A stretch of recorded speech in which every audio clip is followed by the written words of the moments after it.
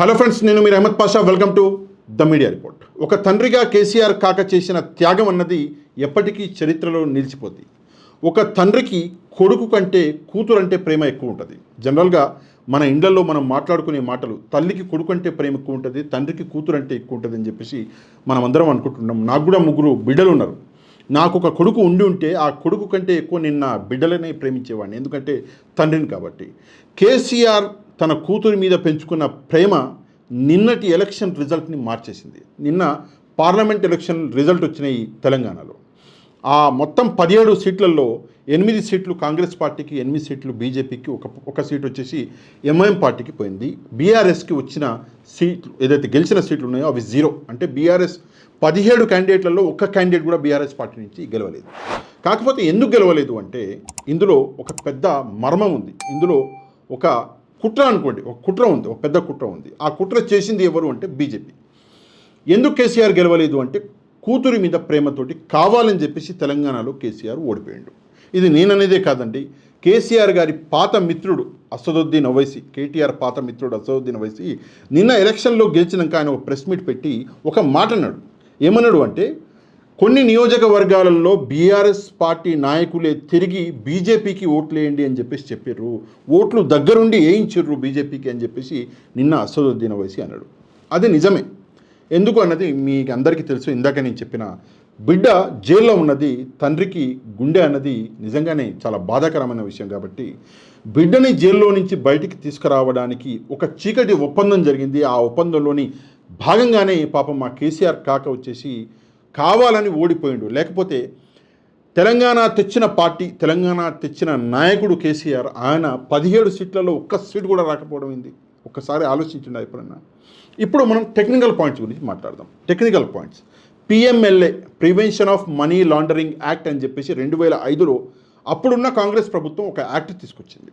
ఎందుకు నేను ఈ యాక్ట్ గురించి మాట్లాడుతున్నా ఈ విషయంలో అంటే ఒకసారి వినండి, మీకే అర్థమవుతుంది. అయితే ఏమైంది అంటే ఈ యాక్ట్ గురించి ఫస్ట్ ఒక 2-3 విషయాలు మీరు తెలుసుకోవాలి. ఏంటంటే ఈ యాక్ట్లో ఎఫ్ఐఆర్ ఏదైతే ఉంటుందో, జనరల్గా మనం తప్పు చేస్తే ఎఫ్ఐఆర్ బుక్ అవుతుంది, ఫస్ట్ ఇన్ఫర్మేషన్ రిపోర్ట్ అంటారు. కాకపోతే ఈ యాక్ట్లో ఎఫ్ఐఆర్ బుక్ అవ్వదు, ఈసీఐఆర్ అంటారు. అంటే ఎన్ఫోర్స్మెంట్ కేస్ ఇన్ఫర్మేషన్ రిపోర్ట్ అని చెప్పేసి ఈసీఐఆర్ బుక్ అవుతుంది. ఇది ఈడీ, ఎన్ఫోర్స్మెంట్ డిపార్ట్మెంట్ చేస్తుంది. అయితే ఈడీ ఈసీఐఆర్ బుక్ చేసింది. కాకపోతే ఈ ఈసీఐఆర్కి ఒక ప్రత్యేకత ఉంది. ఏంటంటే దీని కాపీని ఎప్పుడు ఎగెనెస్ట్ పార్టీ, అంటే ముద్దాయి ఎవరైతే ఉంటారో, గిల్టీ అని చెప్పేసి ఈసీ ఎవరినైతే భావిస్తున్నదో వాళ్ళకి ఇవ్వరు ఈ కాపీని, అంటే ఎగెనెస్ట్ పార్టీకి ఇవ్వరు. జనరల్గా ఎఫ్ఐఆర్ అయితే బుక్ అవ్వగానే ఒక కాపీని మనం ఇస్తాం, పోలీసు వాళ్ళు ఇస్తారు మనకి, కానీ ఈసీఐఆర్ కాపీ ఇవ్వరు. అందువల్ల ఏమవుతుంది అంటే బెయిల్ దొరకడం చాలా కష్టమైపోద్ది. ఎందుకంటే ఈసీఐఆర్లో వాళ్ళు ఏం రాసిర్రో ఎగెనెస్ట్ పార్టీకి తెలియదు, ఏం సెక్షన్లు పెట్టిరో తెలియదు, కాబట్టి బెయిల్ అనేది రావడం కష్టమవుతుంది. ఈ ఏదైతే పిఎంఎల్ఏ ఉందో ఇందులో ఇంకొక లాజిక్ కూడా ఉందంటే, జనరల్గా ఏదైనా తప్పు చేస్తే ఇన్నోసెంట్ అంటిల్ ప్రూవెన్ గిల్టీ అంటారు. అంటే నేరం రుజువయ్యేంత వరకు ఆ వ్యక్తి నిర్దోషి అని చెప్పేసి అంటారు. నేరం రుజువైతేనే కదా ఆ మనిషి దోషి అయ్యేది.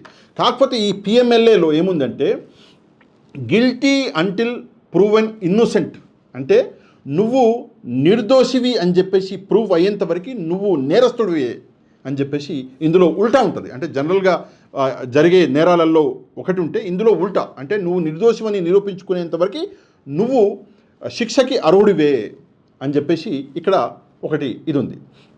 సరే, ఓకే. ఇప్పుడు ఇందులో బెయిల్ దొరకడం అనేది చాలా కష్టం ఈ పిఎంఎల్ఏ యాక్ట్లో. ఎందుకంటే 2 దారులు ఉన్నాయి బెయిల్ దొరకాలంటే. ఫస్ట్ దారు వచ్చేసి కోర్టుకి ఫస్ట్ అపియరెన్స్లోనే నీకు ఈ కేసుకి ఏం సంబంధం లేదు అని చెప్పేసి అనిపించాలి, అప్పుడే కోర్టు నీకు బెయిల్ ఇస్తుంది.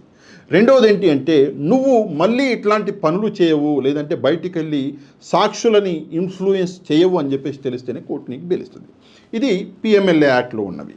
ఇప్పుడు నేను ఇదంతా పిట్టకథ ఎందుకు చెప్పినా మీకు అంటే, ఈ పిఎంఎల్ఏ యాక్ట్లో Manish Sisodia, deputy CM of Delhi, ఆయనని ఫస్ట్ అరెస్ట్ చేశారు. దాని తర్వాత హేమంత్ సోరెన్ అని చెప్పేసి జార్ఖండ్ సీఎం, ఆయనను అరెస్ట్ చేశారు. దాని తర్వాత ఎమ్మెల్సీ అయిన కవితను అరెస్ట్ చేశారు. దాని తర్వాత ఏకంగా ఢిల్లీ సీఎం అరవింద్ కేజ్రీవాల్ని కూడా అరెస్ట్ చేసి పడేశారు. ఇప్పుడు వాళ్ళు జైల్లో ఉన్నారు.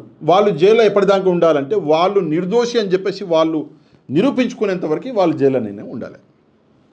సరే, బెయిల్కి అప్లై చేసుకుంటారు, కొన్ని పాయింట్స్లలో బెయిల్ ఇవ్వచ్చు, సరే అది వేరే కథ. ఇప్పుడు ఏం జరిగింది అంటే బిడ్డని, అంటే కేసీఆర్ గారి కూతురు కవిత గారిని అరెస్ట్ చేసుకుపోయారు. సరే, ఆ కేసులో ఎంత నిజం ఉంది, ఎంత నిజాయితీ ఉంది అది మనం తర్వాత డిస్కస్ చేద్దాం. కానీ తీసుకెళ్ళి చాలా రోజులు అయిపోయింది. మరి బిడ్డకి బెయిల్ కోసమని ట్రై చేసిండు కేసీఆర్, బెయిల్ దొరకలేదు. కాకపోతే ఏం చేయాలి అని చెప్పేసి ఒక చీకటి ఒప్పందం ఏంటి అంటే పార్లమెంట్ ఎలక్షన్లు వస్తున్నాయి. ఎందుకంటే తెలంగాణలో ఆల్రెడీ అసెంబ్లీ ఎలక్షన్లు అయిపోయినాయి కాబట్టి పార్లమెంట్ ఎలక్షన్లలో బీజేపీ గెలిస్తే ఎక్కువ సీట్లలో నీ కూతుర్ని వదిలేస్తామని చెప్పేసి ఒక చీకటి ఒప్పందంలో భాగంగా కేసీఆర్ కొంచెం వెనక్కి తగ్గిండు, లేదంటే తల ఉంచిండు కూతురు కోసం అని చెప్పేసి ఒక టాక్ అనేది నడుస్తుంది. అందులో నిజం ఉందా అంటే ఉన్నట్టే కనిపిస్తుంది. రిజల్ట్ మాత్రం అదే వచ్చింది. కాకపోతే ఇక్కడ ఇంకో విషయం ఏంటంటే ఒక తండ్రి అయి ఉండి కేసీఆర్ ఇలా చేయడం కరెక్టా అంటే ఒక తండ్రిగా కరెక్టే. అందులో నేనైతే నా ప్రాణాలు ఇచ్చేస్తా బిడ్డ కోసం, అందులో ఎట్లాంటి డౌట్ లేదు. మీరు కూడా ఇస్తారు, మీకు కూడా బిడ్డలు ఉంటే అదే ఉంటుంది. కాకపోతే ఒక నాయకుడిగా ఇది చేయడం కరెక్టా అంటే కరెక్ట్ కాదు, అంటే నా లెక్క ప్రకారం కరెక్ట్ కాదు. ఇంకో విషయం, బీజేపీ చేస్తున్న కుట్రలు ఏవైతే ఉన్నాయో ఈ కుట్రలు ఎందుకంటే ఫస్ట్ మోదీ గారు ప్రధానమంత్రి అయినప్పుడు అది ఆయన కెపాసిటీ తోటి ప్రధానమంత్రి అయ్యిండు, ప్రజలు కోరుకున్నారో అయ్యిండు. తర్వాత 2019లో మళ్ళీ ప్రధానమంత్రి అయినప్పుడు అప్పుడు కొంచెం కష్టంగానో కొంచెం ఇష్టంగానో సరే. ఇప్పుడు ఏమైపోయిందంటే బీజేపీ డౌన్ఫాల్ ఈసారి ఎలక్షన్లలో మనం చూసినాం. ఏంటి అంటే 400 సీట్లు వస్తున్నాయి అంటే తొక్కలో వచ్చింది. అసలు వచ్చిందే 240 చిల్లర ఏదో వచ్చినాయి. బీజేపీ ఇండిపెండెంట్గా యాజ్ ఏ సింగిల్ పార్టీ ప్రభుత్వాన్ని కూడా నెలకొల్పలేదు. అట్లాంటి పరిస్థితి అనేది వచ్చింది. ఈ పరిస్థితిని ముందరనే సెంట్రల్ ఇంటెలిజెన్స్ వాళ్ళు అక్కడ బీజేపీకి చెప్పారు, ఇట్లా మీకు ఈసారి కొంచెం కష్టం అంటే. బీజేపీ ఏం చేసిందంటే నార్త్లో క్లియర్ ఎగ్జాంపుల్ చెప్తా, యూపీ అన్నది ఏం రాష్ట్రం అంటే దేశంలో సెంట్రల్ గవర్నమెంట్ ఏది రావాలి అంటే అది యూపీ డిసైడ్ చేస్తుంది. అట్లాంటి యూపీలో మన 36 సీట్లు సమాజ్వాదీ పార్టీకి వచ్చినాయి. నిజంగా చాలా గ్రేట్ అనాలి. 7 సీట్లు ఏమో కాంగ్రెస్ కూడా వచ్చినాయి. అయితే నేను చెప్పేది ఏంటంటే 37 సీట్లు సమాజ్వాదీ పార్టీకి, 7 సీట్లు కాంగ్రెస్కి వచ్చినాయి. అయితే యూపీలో బలం తగ్గింది. బలం మరి ఎక్కడ పెంచాలి అంటే వాళ్ళు ఏమనుకున్నారు అంటే బీజేపీ వాళ్ళు సౌత్లో పెంచాలి, సౌత్ స్టేట్స్. కాకపోతే తమిళనాడు తిప్పికొట్టింది. సరే కర్ణాటకలో కొంచెం వచ్చినాయి అనుకోండి, వెస్ట్ బెంగాల్లో కూడా తలరాత మొత్తం మారిపోయింది. ఏం చేయాలి అంటే ఆంధ్రప్రదేశ్, తెలంగాణ ఈ రెండింటి మీద కన్నుపడ్డది బీజేపీ. నేను చాలా రోజుల కింద నుంచి వీడియోలు చెప్తున్నా ఏంటంటే బీజేపీ పెద్దల కన్ను తెలుగు రాష్ట్రాల మీద పడ్డది అని చెప్పేసి అది నిజమైంది. ఇక్కడ భయపెట్టో లేదా బ్లాక్మెయిల్ చేసో ఇక్కడ బీఆర్ఎస్ని మొత్తం బీజేపీ తగ్గించేసింది. బీజేపీ 4 సీట్లు ఉన్నది 8 సీట్లు చేసుకున్నది.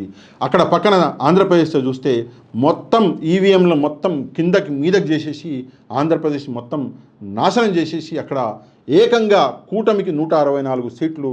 ఇక్కడ పార్లమెంట్ ఎలక్షన్లలో చూసుకుంటే 16 సీట్లు టీడీపీకి, 2 సీట్లు జనసేనకి, 3 సీట్లు బీజేపీకి లోక్సభ గెలిచింది. అయితే ఇది ఎందుకు చేసింది బీజేపీ అంటే నార్త్లో బలం తగ్గింది కాబట్టి బీజేపీ ఈ పని చేసింది. కాకపోతే కేసీఆర్ గారు ఈ పని అంటే తను తలంచడం అన్నది కూతురు కోసం తను వెనక్కి తగ్గడం అన్నది కరెక్టా కాదా మీరు కమెంట్ చేయండి.